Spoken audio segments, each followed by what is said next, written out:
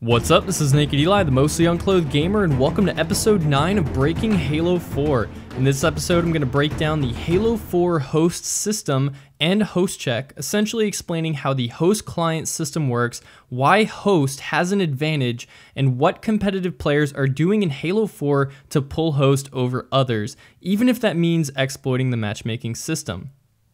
Alright, so Halo uses a host client matchmaking system where one Xbox is chosen to host the match and becomes the server that all other Xboxes in that match are connected to as clients, relying on the host for synchronization. Because clients have a small lag time due to the nature of this system, host always has a slight advantage over clients. This advantage includes, for example, shots registering quicker and more accurately, which usually allows hosts to win 1v1s and score more kills than other players in the game. Host is not chosen at random, but rather is decided based on the quality of an Xbox's host history. If an Xbox successfully hosts dozens of games where players aren't lagging out or disconnecting, that Xbox gets a higher rating and will be chosen as host more often because it is reliable. New Xboxes are sometimes nicknamed host boxes because they're very likely to pull host as well. Most players aren't aware of their host history, and the only reliable way to build a good host history is to play team doubles for hundreds of games on a brand new Xbox such that you get host every single time. Then when you go play custom games, you pull host for scrims, game battles matches, and even online tournaments. So this is why pros don't want online tournaments where money is on the line, especially considering that hosts also have an array of mods and cheats that they can employ. But I'm not going to get into any of that. Quick note also to clarify that you cannot build host history using custom games, but custom game host relies on matchmaking host data. Alright, so how do you know if you have host? It's actually incredibly simple. When you lock into a match, press X to see the roster of people playing the game. The player at the top of the list is host of that particular game.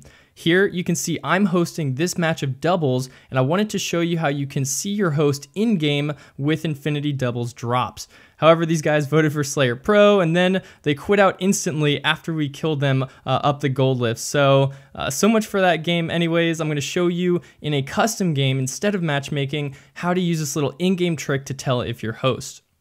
I believe this was revealed in a Southern video a few months ago, but of course this is very relevant now given the ranking system, which I'm going to get into soon. So you see on this ordnance at the beginning of the match a yellow ring surrounding the ordnance. Only host can see that ring. I'll demonstrate up top how this works for personal ordnance as well. Every drop, host sees a yellow ring that no one else can see. It just simply won't be there if you're a client. So if you can't see it, you aren't host. Other than that, you can predict the host of custom games by seeing who's at the top of the roster at the start of the game. If there are multiple teams, one of the people at the top is host, but you don't know for sure unless one of them quits and the game goes into black screen to select a new host. So that's what host is all about and how to check who has it. However, there is a dark side to this issue in matchmaking that some players are exploiting with the new ranking system. The playlists I've seen it happen in most are team doubles and team throwdown, where your CSR is based on wins and losses rather than individual performance, so players really care about winning their games. Therefore, some players will actually refuse to play games where they don't have host and simply back out of lobby and search again. These players aren't penalized because the game doesn't count these backouts as losses like it should. So it's really frustrating when you're searching constantly and people keep backing out on you, whether it's because they don't want to have to compete against you or they don't have host. Bravo and the team at 343 are aware of this issue, and I know they're frustrated by it, so fingers crossed that it will be fixed soon.